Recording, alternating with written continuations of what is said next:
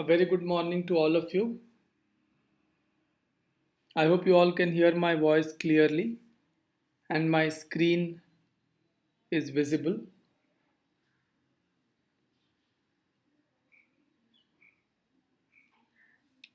You can text in affirmation if that is there. Today it's colder in Mumbai at least. So if I say the number of people attending the lecture is inversely proportional to the temperature or directly proportional to the temperature. So temperature drops, the number of people attending the lectures also drops.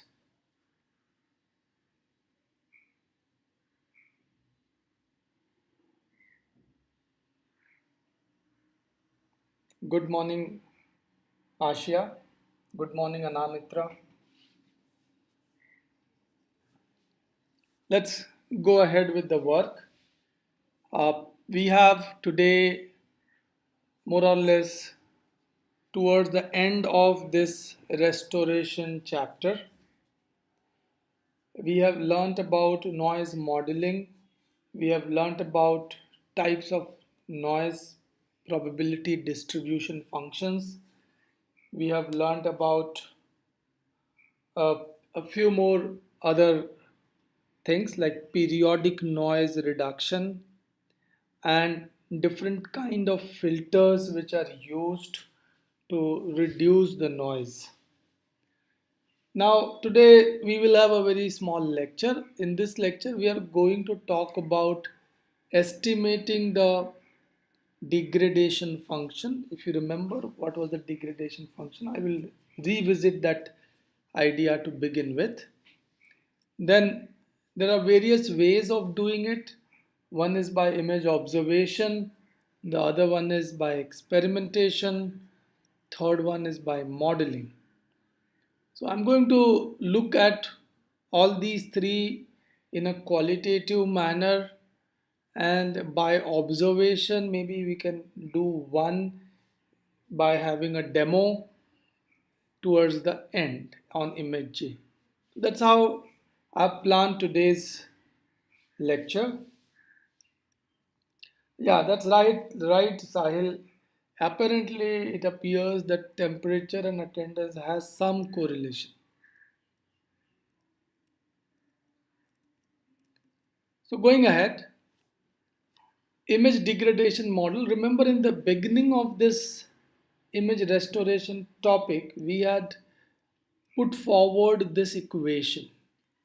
So if you all remember that image can be degraded by, this is a degraded image, g of xy. F of xy is my original image. Now an original image can be degraded by two ways, two prominent ways. One is by a multiplicative identity h, which is also a function of xy, and other one is by an additive identity eta, which represents noise. So far we have already discussed how to identify eta or noise, how to classify and quantify and how to remove it. So this part we have already discussed in detail. So right now we can leave this one aside and focus on this part. So any degradation to the image that comes because of a multiplicative factor, and remember it's a convolution.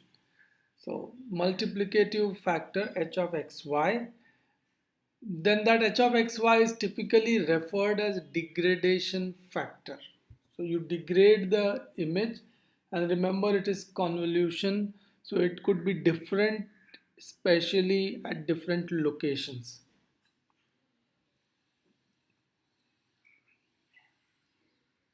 Yeah, so the same equation in frequency domain looks like this.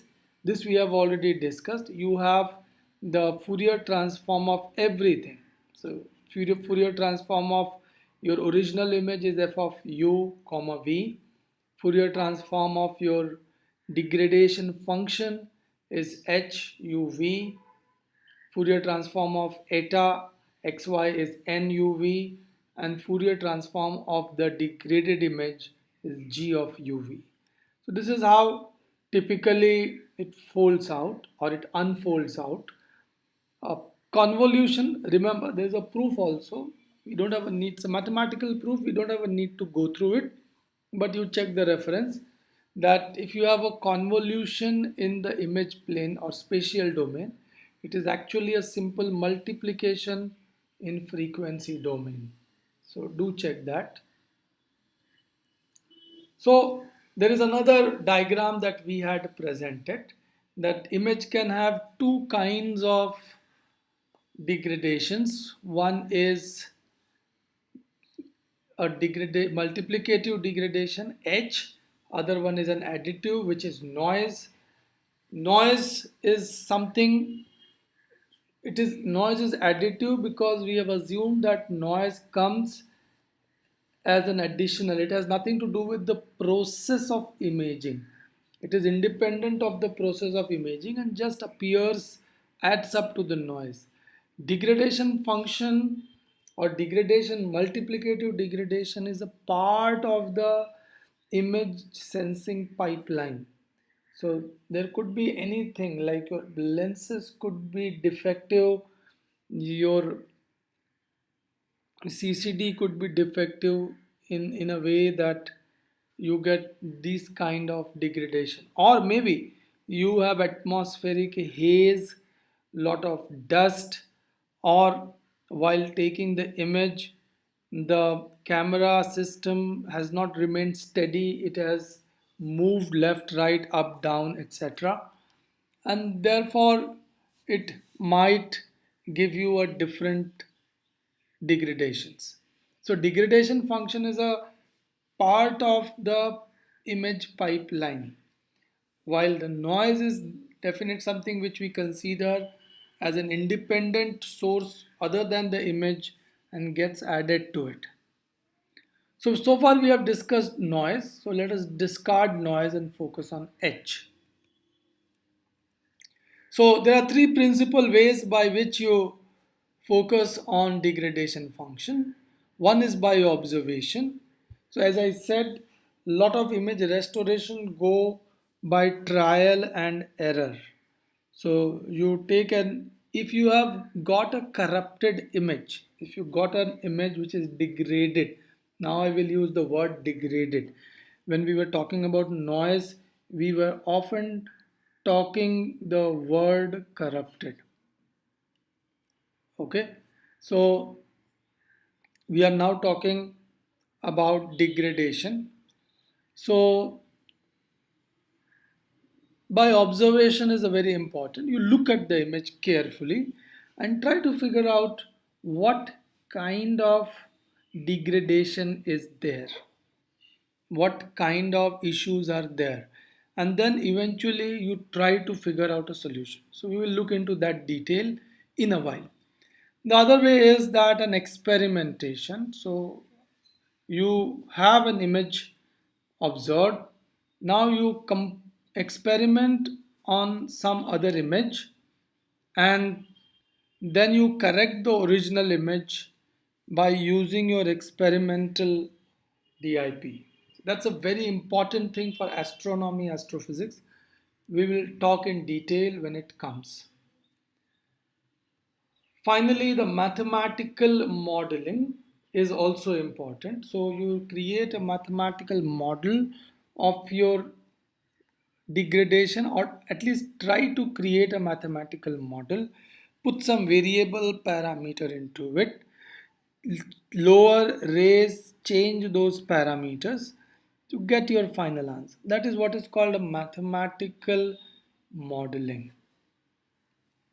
This is normally, these methods are typically referred as blind deconvolution, especially the first one by observation. Blind deconvolution. Why deconvolution? So remember, if you have seen the equation above,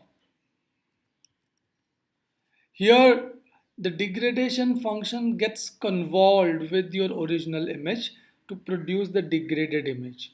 Now, if you want to obtain the original image from the degraded image, then you deconvolve it.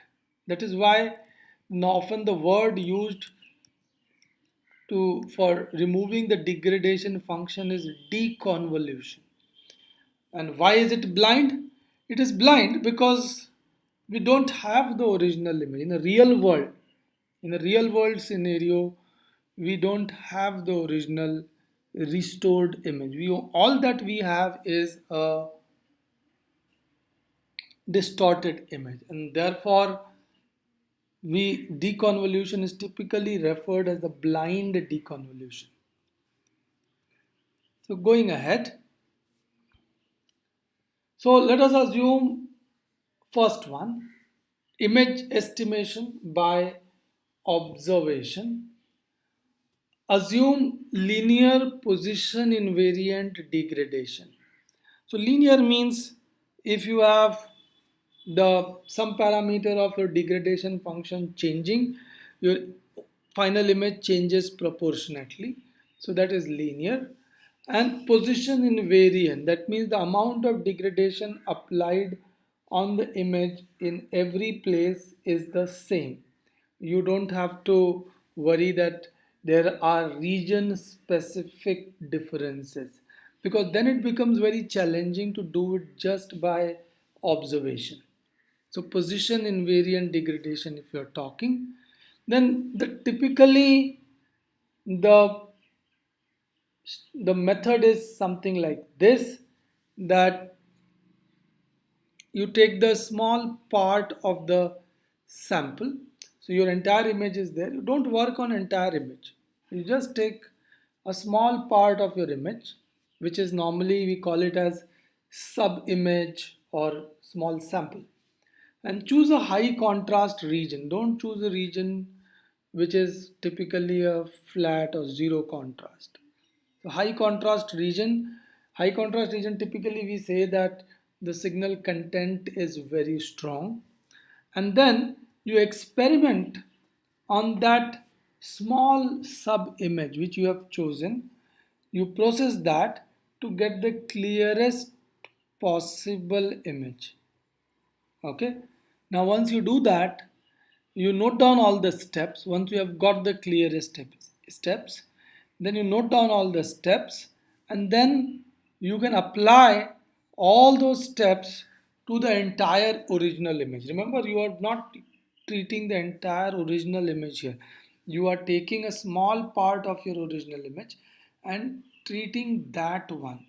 So once you modify, once you make it perfect, once you make it better, and apply those steps to the whole image. That is very important.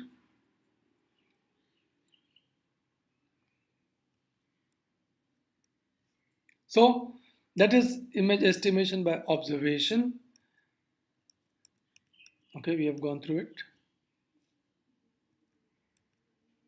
So here what happens is, this is your original image.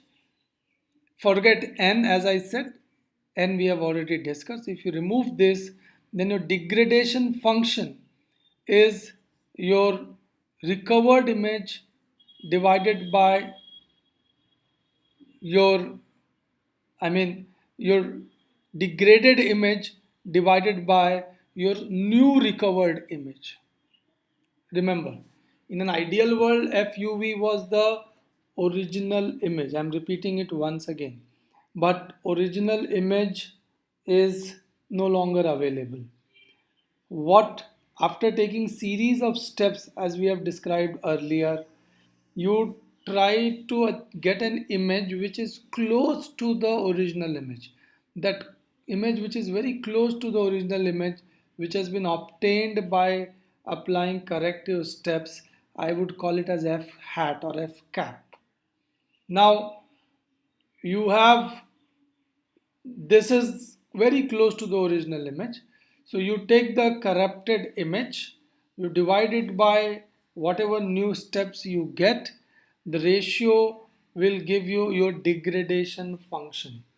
Once you obtain your degradation function, then you can apply that degradation function to the entire corrupted image or entire degraded image and get your image which is very much close to the final image or original given image. So that is image, that was the one first method by observation. So after this slideshow gets over, we will look into some of the ways in image J how that experimentation can happen. Complete experimentation cannot happen. You have to have greater control and you need to use Python. But I'm going to show you some idea about it. Then estimation by experimentation. So experimentation is important. Remember, typically suppose, as I said, degradation is a part of image pipeline. So for example, if you are taking an image and if there is an atmospheric haze, that will distort the image gets distorted. Once the image gets distorted, then you want to rectify it. How would you rectify it? So you can make some experiments to rectify the image. One of the image or one of the experiments that we do is to study an impulse response. So suppose atmospheric haze is there in an image, then what we can do is we can focus on image of a point light source. Suppose a distant bulb is glowing or distant lamp is glowing. Now remember, at a distance it should have appeared a point source of light. But if it is not a point source, if it's a spread out source of light, then you know that the atmospheric disturbance is playing into it. So you can correct that spread out image of the point source and then apply the same correction to the entire image so that you can correct it. So that is an impulse response. So typically your degradation function is degraded image divided by intensity of the impulse. So here it is, a fine example. This is an impulse. This is what the image should have been if there is no distortion on the way. If there is no atmospheric distortion, if there is no lens distortion, if there is no other filter distortion on the way, that's how the image should look like for an impulse. But instead of this, if it looks spread out, then you can apply correction to this spread out image and then bring it to this, and you know in that process you will learn about your degradation function. Once the degradation function is learned, obtained, you can apply the same degradation function to any larger image taken on that scale. Now, why this is very important for astronomy and astrophysics course or in general for astronomy. Sorry.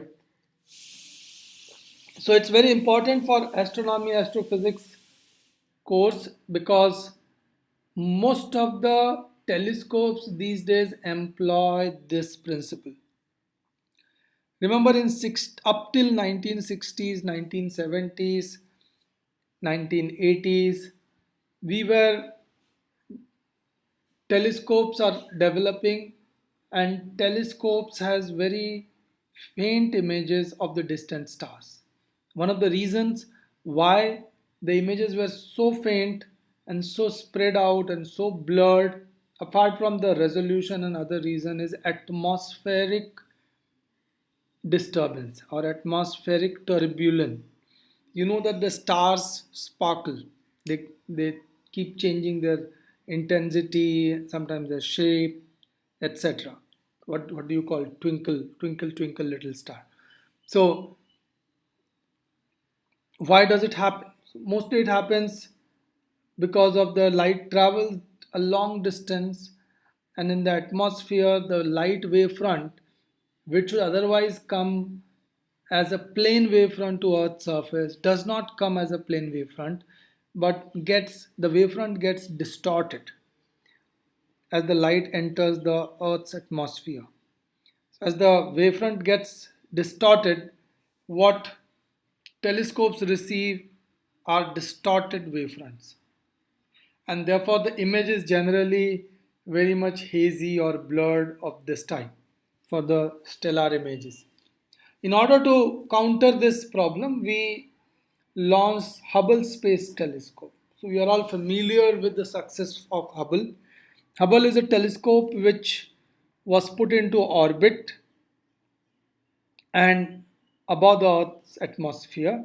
So one of the advantages is that all the atmospheric disturbances has gone away.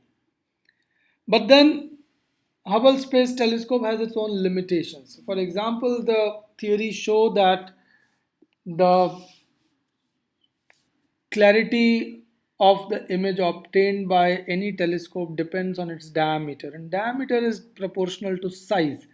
Larger the diameter, greater the size, more difficult to launch, more difficult to maintain in the space. Anything going wrong with the Hubble Space Telescope is almost cannot be corrected. In fact, when it was launched, its mirror was faultily aligned, and NASA had to launch another expensive, very expensive spacewalk to rectify or correct the orientation of the mirror so that it gives proper images. So it's a very expensive phenomena. Also, another drawback of Hubble is that it's revolving around the Earth. So it's fairly moving at a high speed and taking long exposures with a fast moving thing is challenging. So what happens is in late 90s and early 2000 a new technology got developed, and which is what we call as adaptive optics. Many of you must have heard about it. So in the adaptive optics, what we do is we do the estimation of the degradation by experimentation. So this principle, what we are learning here today, is used in adaptive optics. So what adaptive optics does, it realizes that if there is a stellar image, it gets disturbed, it gets distorted by atmospheric turbulences. Okay, so if it gets distorted by atmospheric turbulences, then can we do an experiment by which we estimate how much is the atmospheric turbulence, and can we apply those corrections to an image live directly? And that is why or how adaptive optics work. The telescopes using adaptive optics generally fire a very strong laser beam to ignite a star, ignite a point source star in the Earth's ionosphere. Some sodium ions apparently are there which gets burnt, ignites into star-like sensation. Once that source of light is a point source of light in the ionosphere, when that light reaches to, now we know that it has to be a point source, when it reaches to the telescope, there is a distortion. So ideal shape we already know, and telescope studies the distortion and then use this kind of algorithm to estimate the degradation function h, and then applies it to the mirror. So those mirrors, you know that those parabolic mirrors are actually broken into small pieces, small hexagonal pieces. Each piece moves back and forth with an actuator depending on what kind of distortion it has to bring in to counter this kind of spread. And then the resulting image, after applying this correction, to the telescope is again back this one. So after adaptive optics coming, now even the ground based telescopes can counter atmospheric haze and correct it in real time. And that is why perhaps we don't need another Hubble class telescope, because the ground based telescope offer the other advantages, like you can go very large in size and they are stationary on ground surface, and if something goes wrong they are easy to maintain, correct, compared to a satellite based telescope. And with adaptive optics even that disadvantage is gone, that atmospheric haze and all. So that entire process happens by studying an impulse created by a laser beam hitting the ionosphere, and estimation of the degradation function by experimentation, calculation, and then applying back to this telescope.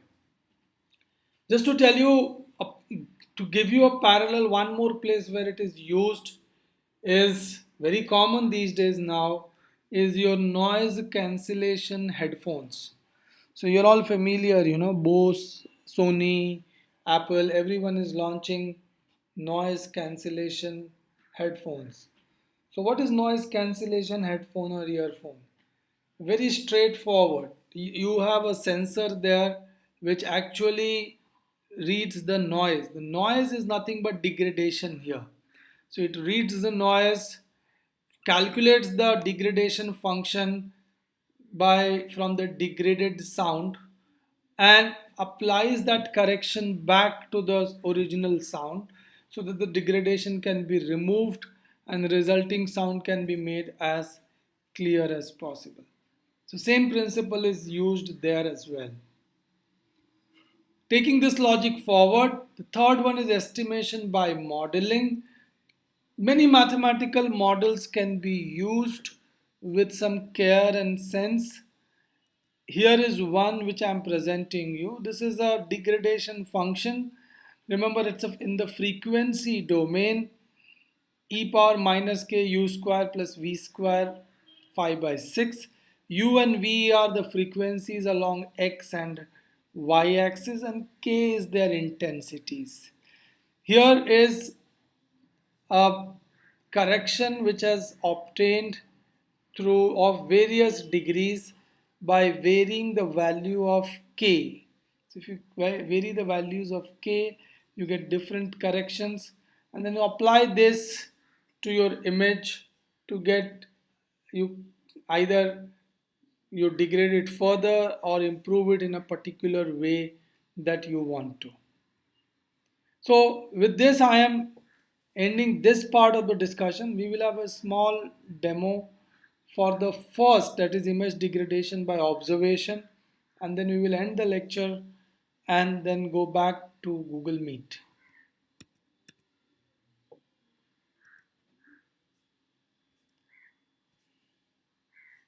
So here is my image J. I go to image J and then I just check any recent ones.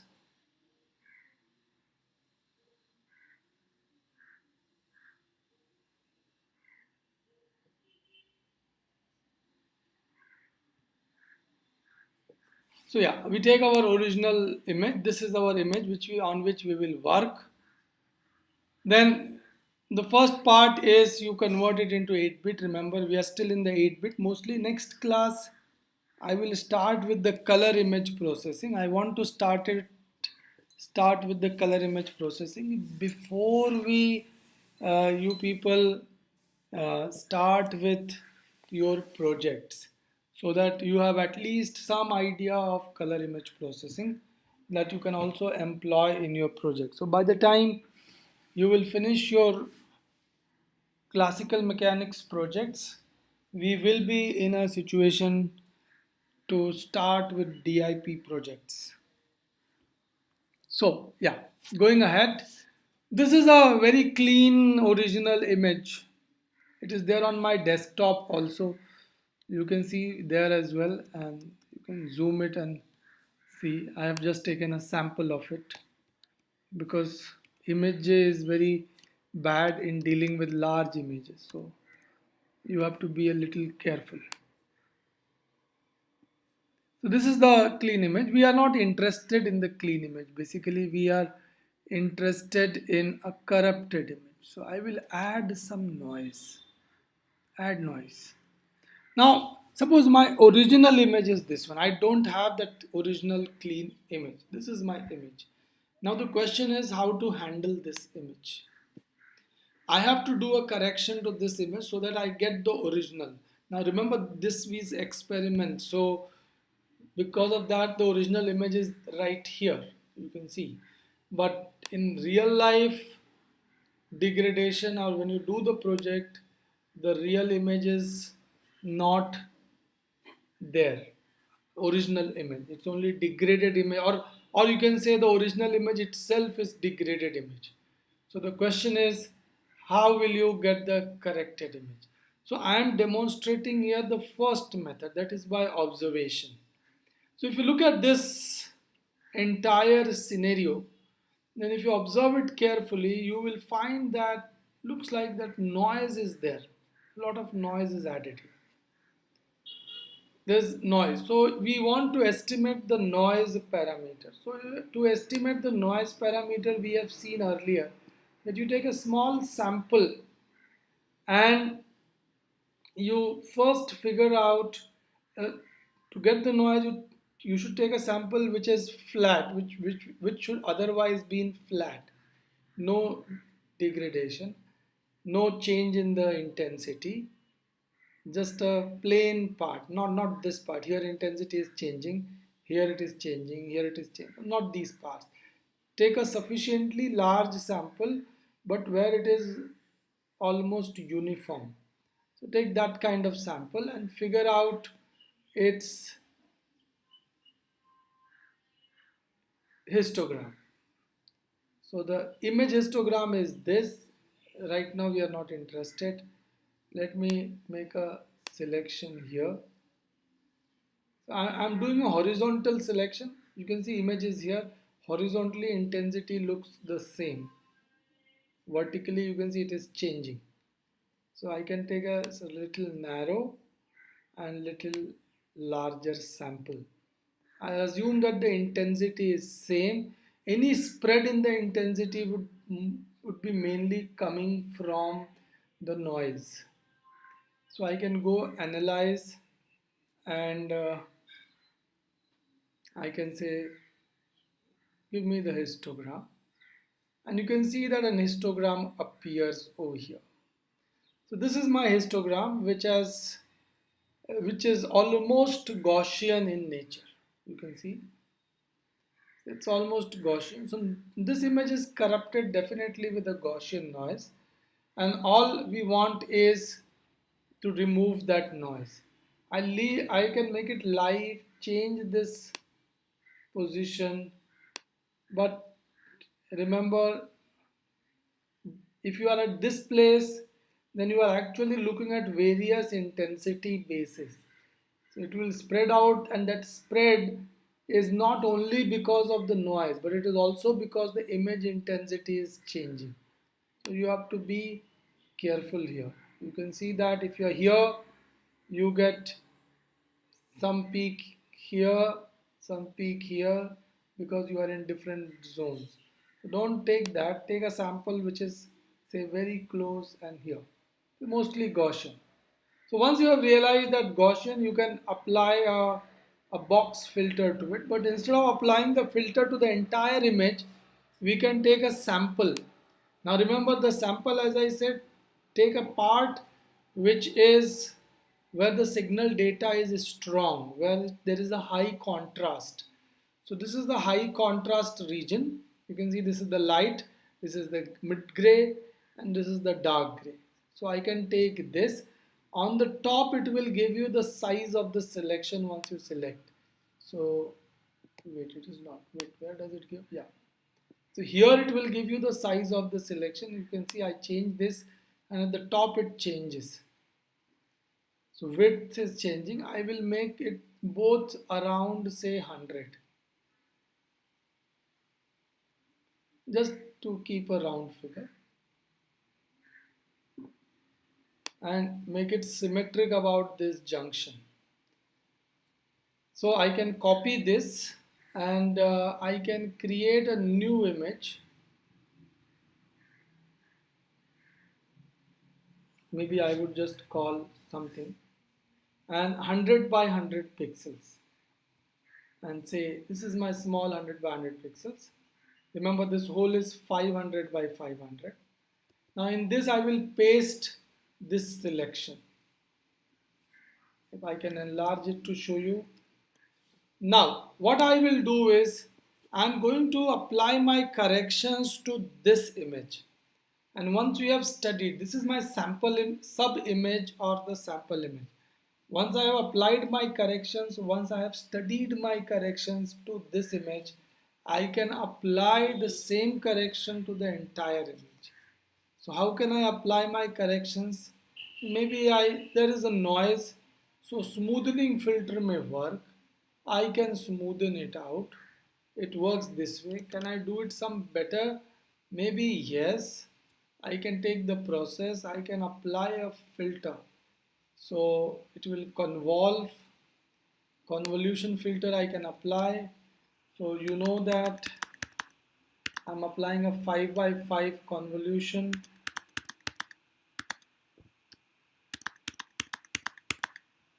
These are 3 lines, 4 lines, 5th line, etc. This offers me a preview. I can check. This is 5 by 5 convolution. You can see that it has smoothened out. So my degradation function is here. I can apply the same degradation function. Maybe I will just copy it, go here. I can, let me see if I can apply the same degradation function everywhere so that I can get a correction. So go to process, analyze, no, filters, convolve, and see a preview. And you can see that the noise has been reduced considerably. So this is how by observation it will work. I'm just showing one kind of degradation, but there can be other kind of degradations also which can be handled by studying it carefully. So with this little demonstration, we can stop this lecture. We will meet on the Google Meet for subsequent discussions. Thank you.